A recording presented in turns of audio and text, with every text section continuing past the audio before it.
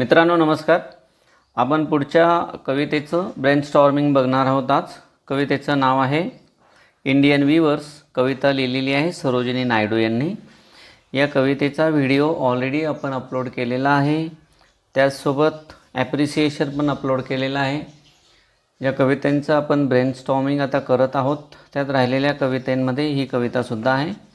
पहिला जो प्रश्न आहे, discuss with your partner about the following vocations. आता व्होकेशन्स म्हणजे व्यवसायाचे प्रकार असतात. यातला पहिला प्रकार आहे विविंग.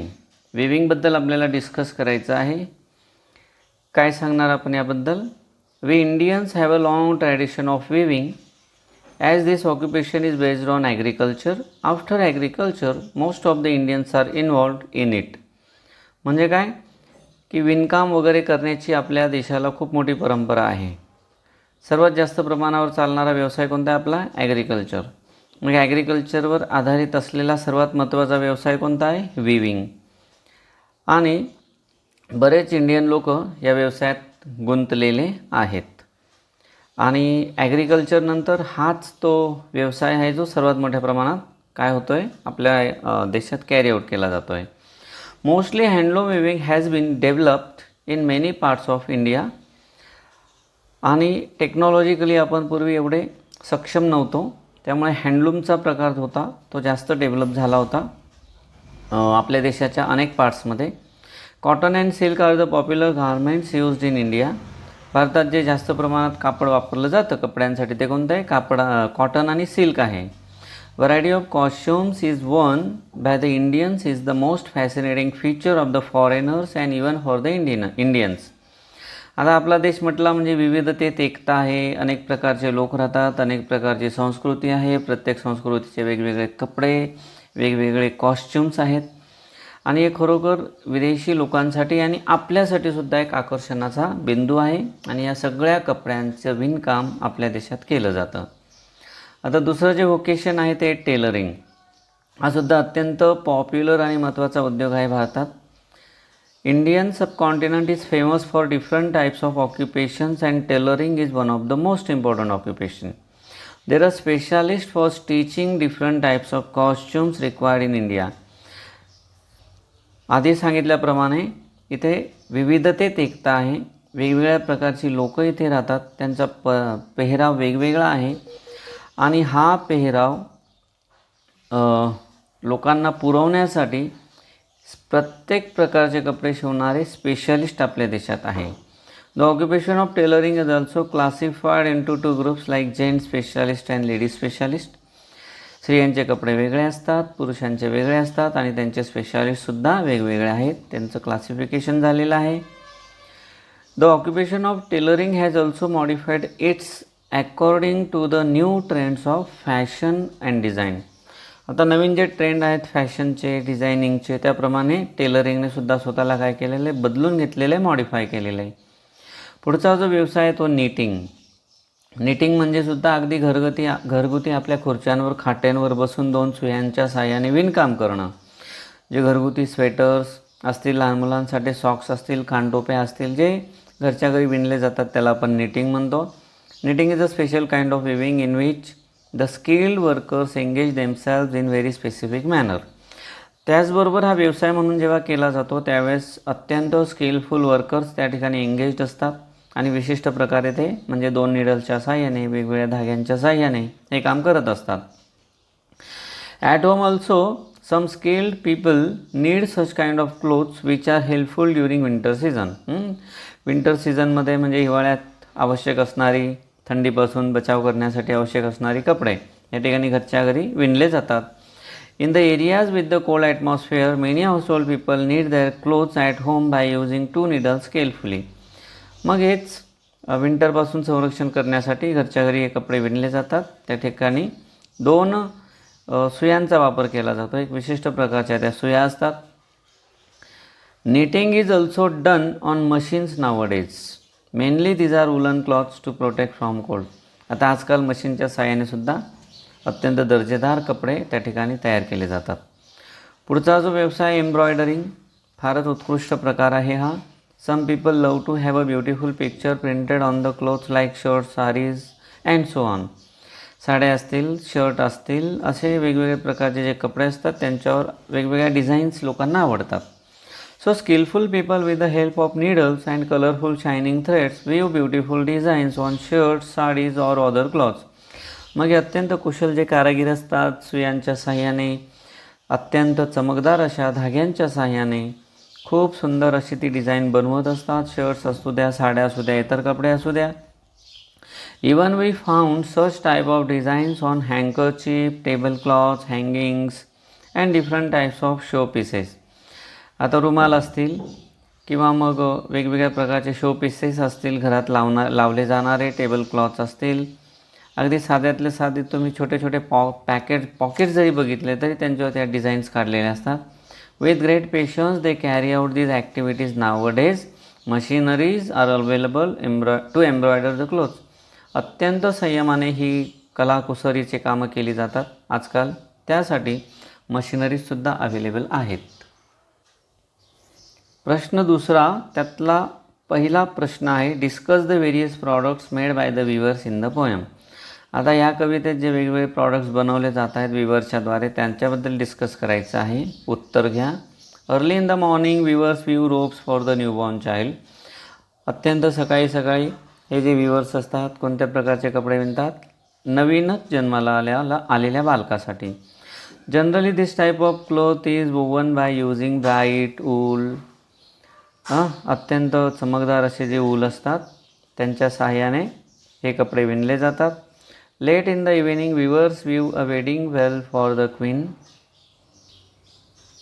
दुपार टळल्यानंतर सायंकाळच्या वेळेस लग्नासाठी आवश्यक असणारे म्हणजे नवरीसाठी वधूसाठी आवश्यक असणारे सुंदर जो पेहराव असतो तो त्या ठिकाणी हे विवर्स काय करत असतात? विणत असतात.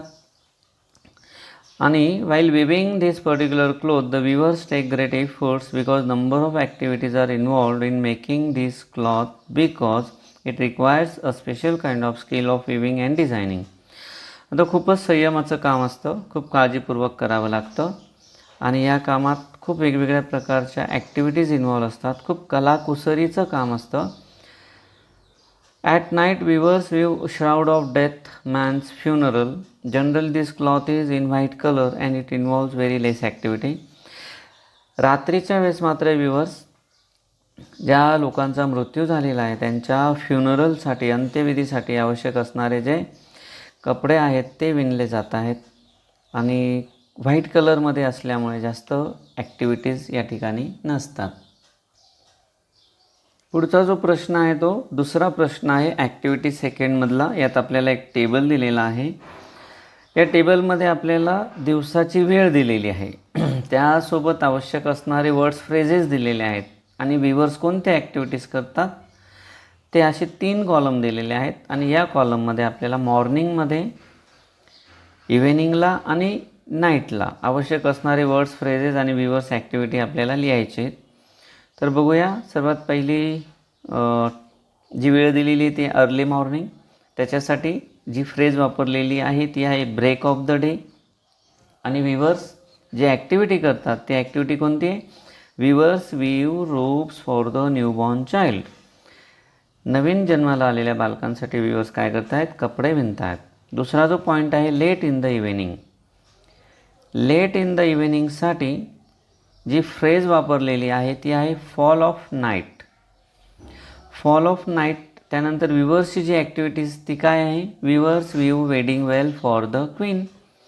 क्वीन म्हणजे या ठिकाणी वधू. वधूच्या लग्नासाठी आवश्यक असणारे जो कॉस्ट्युम्स असतो ते विणतात. Cold night. कोल्ड नाईटसाठी जी फ्रेज वापरली ती आहे मूनलाईट चिल. आणि विवर जे काम करतात ते काय? Weavers weave a shroud of man's funeral. आता ॲक्टिव्हिटी 2मधला तिसरा जो प्रश्न आहे इथे सुद्धा एक टेबल दिलेला आहे. या टेबलमध्ये 3 कॉलम आहेत. आपल्याला न्यूबॉर्न चाइल्ड त्याच्यासाठी वापरलेला कलर, यूथ आणि अडल्ट आणि ओल्ड एज यांच्यासाठी वापरलेला कलर, त्याचबरोबर त्यांच्या मनात असलेल्या फिलिंग्ज आपल्याला लिहायच्या आहेत. ठीक आहे. तर या ठिकाणी न्यूबॉर्न चाइल्ड हा पहिला पॉईंट आहे. त्याच्यासाठी वापरला गेलेला कलर कोणता आहे? ब्ल्यू. कोणत्या फिलिंग्ज असतात त्यावेळेस? Hopes and expectations. मग यूथ आणि अडल्टहूडसाठी कोणता कलर वापरला गेलेला आहे? Purple and green. कोणत्या फिलिंग्ज असतात?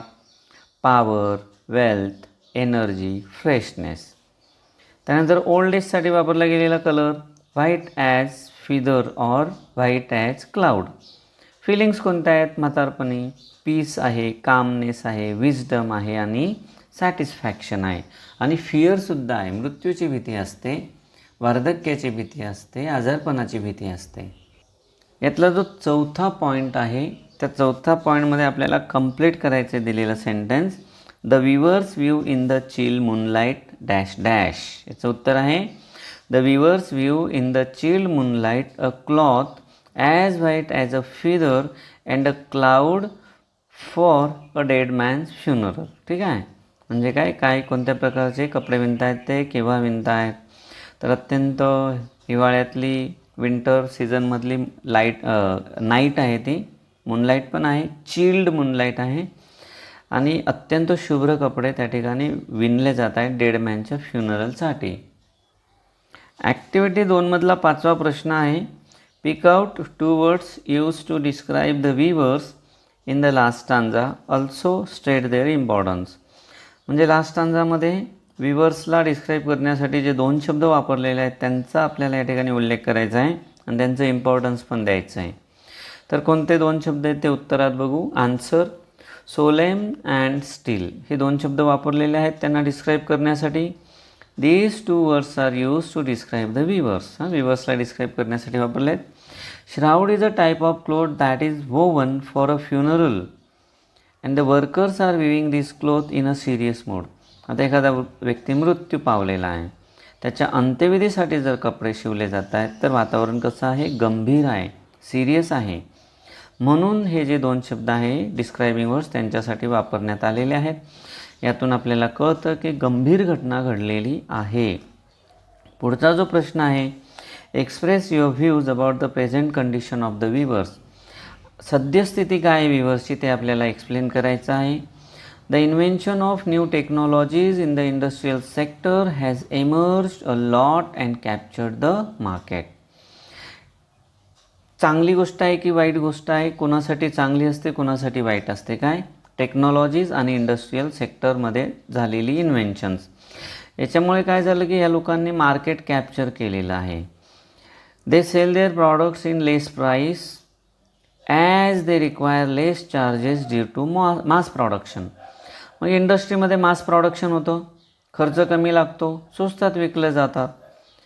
मात्र काय होतं इकडे दुसऱ्या बाजूला हे जे हँडलूम विवर्स असतात त्यांच्याकडे मेहनत जास्त असते, थोडेसे चार्जेस यांचे जास्त असतात, क्वालिटी चांगली असते, पण मग लोकांना स्वस्त हवं असतं, त्यामुळे यांचं मार्केट यांच्या हातातून निघून गेलं. Sometimes when required the higher weavers at very low cost people also have lost their interest in such type of clothes. आता टेक्नॉलॉजीवाले काय करतात, लोकांना हायर करतात विवर्सला आणि ते फार लो कॉस्ट म्हणजे लो वेजेस म्हणजे खूप कमी पगार त्यांना देतात. लोकांचासुद्धा आता हळूहळू इंटरेस्ट कमी झालेला आहे अशा कपड्यांमधला. In short from all sides there are problems for the weavers today due to less wages and unavailability of market. सर्वच बाजूने यांना अडचणी आहेत, मार्केट पण कमी झालेलं आहे, त्यांना मिळणारा पैसा पण कमी आहे. Many of the weavers are trying to change their profession. बरेच जण काय करतायत आता व्यवसाय बदलायच्या मार्गावर आहेत. In short their condition is not so good due to education their children change their profession. सध्या परिस्थिती चांगली नाही, मुलं शिक्षण घेतात आणि त्यामुळे ते व्यवसाय पण बदलण्याच्या मार्गावर आहेत. The weavers however involve themselves in this profession forever are facing financial problems and leading their lives in poverty. मात्र ज्या परिवारांनी आपलं संपूर्ण आयुष्य डेडिकेट करून टाकलेलं आहे या व्यवसायासाठी ते मात्र अत्यंत गरिबीचं म्हणजे पॉवर्टीचं जीवन जगत आहेत आणि त्यांना अनेक फायनान्शियल प्रॉब्लेमसुद्धा असतात. ह्या ॲक्टिव्हिटीमधला जो 7th क्वेश्चन आहे त्यामध्ये आपल्याला काय करता येईल विचारले. Describe the steps or measures that can be taken to solve the problems of weavers. या विवर्सचे प्रॉब्लेम सॉल्व करण्यासाठी कोणते स्टेप्स घेतल्या जातील बघा आपण काय काय लिहिलं आहे. The industries hire this workers at low wages should be band. म्हणजे इंडस्ट्रीज जे विवर्स लोक आहेत, वर्कर्स लोक आहेत, लो वेजेसमध्ये त्यांना नोकरीला ठेवतात, आपण त्याच्यावर बंधनं आणू शकतो. Government should make it compulsory for the buyers to buy this product directly from the weavers. आता गव्हर्मेंट असं कंपल्शन करू शकतं की जे विवर्स असतात, जे विणकाम करतात, त्यांच्याकडून डायरेक्टली ग्राहकांनी आपल्या वस्तू विकत घ्याव्या, म्हणजे तो डायरेक्ट फायदा विवर्सला होईल. Government should promote handloom industry giving subsidies and useful facilities in their old age. गव्हर्मेंटने या लोकांना फॅसिलिटीज दिली पाहिजे. त्यानंतर त्यांच्या म्हातारपणी अजून वेगवेगळ्या फॅसिलिटीज त्यांना पुरवल्या पाहिजे, जेणेकरून हा व्यवसाय तग धरेल. दिस विवर्स शुड गेट पेन्शन्स. उतरत्या वयात जेव्हा हे काम करण्याच्या स्थितीत नसतील त्यावेळेस त्यांना पेन्शन द्यायला हवी. अशा काही स्कीम्ससुद्धा आपल्या देशात चालू आहेत. संजय गांधी निराधार योजनेसारख्या खूप महत्त्वाचं काम करतात या पेन्शन योजना. ज्यांना ठाऊक असतील की अत्यंत गरिबीत जीवन जगणारे लोक, त्यांना हे 1000 रुपयेसुद्धा फार महत्त्वाचे असतात. Government should organise special sales of these products. आता सेल्स आयोजित केले पाहिजे, गव्हर्मेंटने त्यासाठी प्रयत्न केले पाहिजे, मदत केली पाहिजे. We should encourage people to buy these products. लोकांनासुद्धा एनकरेज केलं पाहिजे असे कपडे वापरण्यासाठी. Have sufficient returns for the weavers. Government should limit the numbers of weavers. आता जास्तीत जास्त लोकांना जास्तीत जास्त मार्केट मिळावं हे शक्य नाही, म्हणून कमी लोकांना त्यात ठेवलं पाहिजे. आणि विवर्स या प्रकारातील लोकांना दुसरे ऑप्शन्स निर्माण केले पाहिजे. त्यांना व्यवसाय बदलायला संधी मिळाली पाहिजे. कमी लोक या व्यवसायात असले म्हणजे काय होईल की ॲटलिस्ट त्यांचं पोट भरेल. प्रश्न क्रमांक 8 जो आहे यातला दुसरी ॲक्टिव्हिटी बरीच मोठी आहे. त्याच्यात 8वा प्रश्न आहे. इथे पण एक टेबल दिलेला आहे.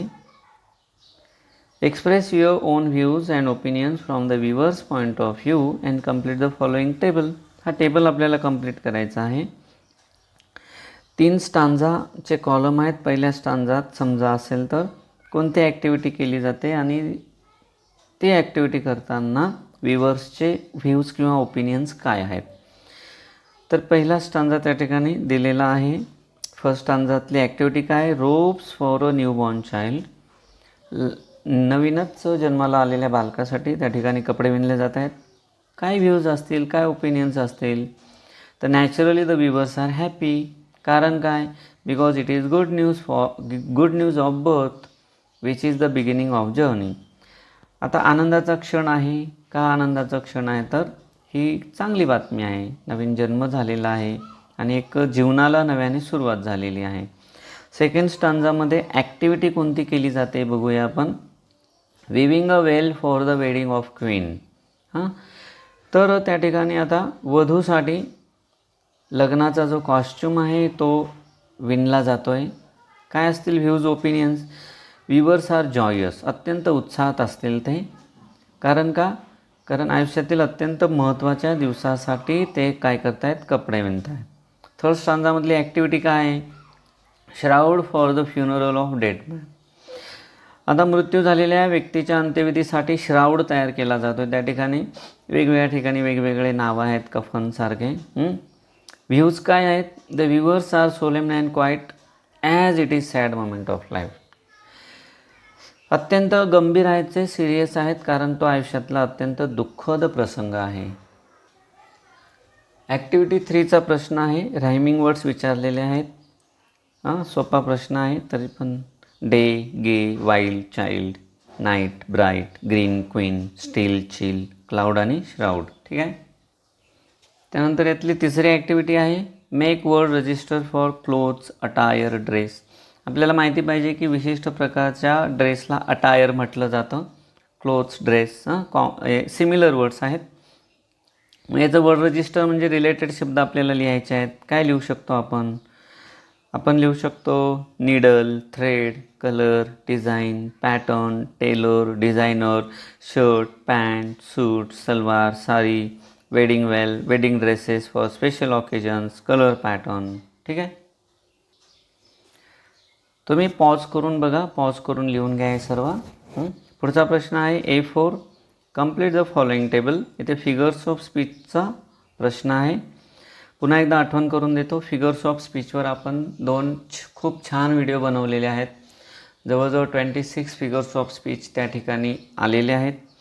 पहिले जे 26 फिगर्स ऑफ स्पीच आहेत ते कन्फ्युजिंग आहेत, सगळे प्रॉब्लेम सॉल्व्ह होतील अशा प्रकारचे आहेत. दुसरा जो आहे त्यात आपण जे सोप्या प्रकारचे जास्त प्रमाणात आपल्याकडे वापरले जातात त्यांचा त्या ठिकाणी छान डिस्कशन केलेलं आहे. माझी इच्छा आहे तुम्ही ते नक्की बघावं. पहिला जो पॉईंट आहे सिमिली. अनेक लाईन्स आहेत, आपण एकच उदाहरण घेऊ. इथे white as feather and white as cloud, as वापरलेला आहे. इमेजरी, भरपूर इमेजरीज आहेत. लास्ट स्टांजाची कोणती फिदर्स, क्लाउड, नाईट.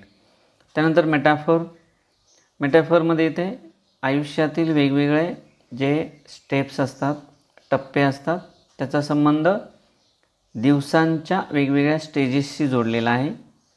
उदाहरणार्थ break of day. Break of day काय, पार्ट ऑफ द डे आहे. आणि कोणासोबत तुलना असेल मग निश्चितच बर्थ ऑफ द चाइल्ड. शेवटची फिगर ऑफ स्पीच आहे ॲलिटरेशन. ॲलिटरेशन तर जवळजवळ प्रत्येक ओळीतच आहे. विवर्स विविंग असे शब्द आलेले आहेत. पहिली ओळ काय, weavers weaving at break of day. Activity 4चा दुसरा प्रश्न आहे. Rhyme scheme in the first stanza is AABB. Find rhyme scheme in the second stanza and third stanza. आता हा प्रश्न काय तुमच्यासाठी अवघड राहिलेला नाही, सर्वांनाच येतं. सर्व स्टांजाचं जे राईम स्कीम आहे ते AABB आहे. आता पुढचा जो प्रश्न आहे तो क्वेश्चन नंबर 5 आहे. क्वेश्चन नंबर 5 मधला पहिला प्रश्न आहे. The poet has asked a question at the beginning of every stanza. Explain the effect it creates on the reader. हे आपण शिकलो आहे की प्रत्येक स्टांजामध्ये प्रश्न विचारला आहे आणि खरोखर त्याचा एक इफेक्ट निर्माण होतो. बघूया कोणता. The poet has asked a question at the beginning of every stanza. Explain the effect it creates on the readers. Answer. In the first stanza, the poet asked question to the viewers why they were weaving so bright robes in blue color. प्रश्न काय पहिल्या स्टांजामधला की तुम्ही एवढे असे तेजस्वी कपडे blue रंगाचे का विणतायत. So after reading this question a curiosity arises in the minds of the reader to know about the answer. आता हा प्रश्न वाचल्यानंतर आपण जे रीडर्स असतो आपल्या मनात क्युरिओसिटी निर्माण होते की का बरं विचारला असेल बरं हा प्रश्न. In the second stanza of the poem, the poet asked to the weaver why they were weaving so bright garments of purple and green color. आता दुसऱ्या स्टांजामधला प्रश्न काय की पुन्हा तिथे ब्राईट कलर्स आहेत. कोणते पर्पल आणि ग्रीन, का बरं. पुन्हा आपल्या मनात प्रश्न येतो की विचार करायला लागतो की अरे हा वेळ बदलला आहे, कलर बदलला आहे, काय कारण असेल. In the last stanza, the people asked the question to the weavers what they were weaving. पुन्हा लास्ट स्टांजाला विचारलं जातं, त्याचं उत्तर काय असतं. मग तिथे आपल्याला काय वाटतं मग. Here also curiosity is aroused in the minds of the reader and in further lines the poet gives the answer of all these questions. पुन्हा क्युरिओसिटी निर्माण होते पण लगेच आपल्याला पुढच्या ओळींमध्ये उत्तर मिळत असतं. याच्यातला जो सेकंड क्वेश्चन आहे तो ॲप्रिसिएशनचा. याच्यावर आपण स्पेशल व्हिडिओ बनवलेला आहे, त्यामुळे आता पुन्हा एकदा त्याचा विचार करायची गरज नाही. आता या ठिकाणी आपल्याला compose 4 lines on importance of clothes. या ठिकाणी तुम्ही एसे पण लिहू शकतात, पोएम पण लिहू शकतात. या ठिकाणी आपण इम्पॉर्टन्स ऑफ क्लोथवर काही शब्द लिहित आहोत. It is sed that the first impression is the last impression. असं म्हटलं जातं की कुणाला भेटताना आपलं जे पहिलं इम्प्रेशन असतं ते शेवटचं इम्प्रेशन असतं किंवा ते दीर्घकाळापर्यंत त्या व्यक्तीच्या मनात टिकतं. The way we put on the clothes give the impression of our personality. म्हणजे ज्या पद्धतीचे कपडे आपण परिधान करतो त्या पद्धतीचं इम्प्रेशन आपल्या पर्सनॅलिटीचा प्रभाव पडत असतो. It is not necessary that we should wear expensive clothes. याच्यासाठी गरज नाही की आपण महागडे कपडे घातले पाहिजे. In fact we should wear a clean neat proper and suitable dress that will enhance our personality. खरं तर आपण अत्यंत स्वच्छ नीटनेटके आणि आपल्या शरीराला आपल्याला शोभतील असे साधे सिंपल कपडे घातले पाहिजे, ज्याच्याने आपली पर्सनॅलिटी, व्यक्तिमत्व उठून दिसतं. We should know the suitable clothes for our personality. खरं तर आपल्याला माहिती असतं, आपण विचारत असतो, आपल्याला लोक सांगत असतात, and we should choose them accordingly. आणि त्यानुसारच आपण ते निवडले पाहिजे. याच्यातला जो चौथा प्रश्न आहे त्यात आपल्याला विचारलं आहे की right and appeal to use handloom products in our daily life. म्हणजे डेली लाईफमध्ये आपण हँडलूमचे प्रॉडक्ट्स वापरले पाहिजे असं अपील करणारं आपल्याला एक प्रकारे काय पॅम्पलेट तयार करायचं आहे. एक अपील काय शब्द मी देऊन ठेवतो, त्यानंतर तुम्ही त्याला फॉर्मॅटमध्ये टाकून घ्या. Herewith I would like to appeal all the citizens of India that we should use the handloom products produced by the great Indian weavers, as all those who are involved in these activities have given their whole life to conserve Indian tradition to encourage them. It is our duty to promote their products as well as to use handloom products in our daily life. It will not only give the sense of India, but it will be a direct helping hands to those who work hard and are dependent solely on this occupation. The handloom products that we use in daily life is a very rich experience. We feel better, we feel different, we feel happy, we look different, and therefore we should use them. Finally, we look Indian because of these clothes when we use these products. Once again, I would like to appeal all the Indians to have these products in our day-to-day life. Thank you. काय सांगण्याचा प्रयत्न केला आहे आपण या ठिकाणी, भारतीयांनी हे कपडे वापरले पाहिजे हँडलूम प्रॉडक्ट्सचे, कारण अनेक लोक या ॲक्टिव्हिटीजमध्ये इन्व्हॉल्व झालेले आहेत. त्यांनी आपलं संपूर्ण आयुष्य काय केलेलं आहे, या ॲक्टिव्हिटीजमध्ये गुंतून ठेवलेलं आहे. आपण त्यांना एनकरेज करण्यासाठी, त्यांनी ही ट्रॅडिशन जिवंत ठेवली आहे, तर त्यांना एनकरेज करण्यासाठी आपली ड्युटी आहे की हे ज्या प्रकारचे प्रॉडक्ट्स आहेत त्याला आपण प्रमोट केलं पाहिजे, आपल्या डे टू डे लाईफमध्ये त्याचा वापर केला पाहिजे.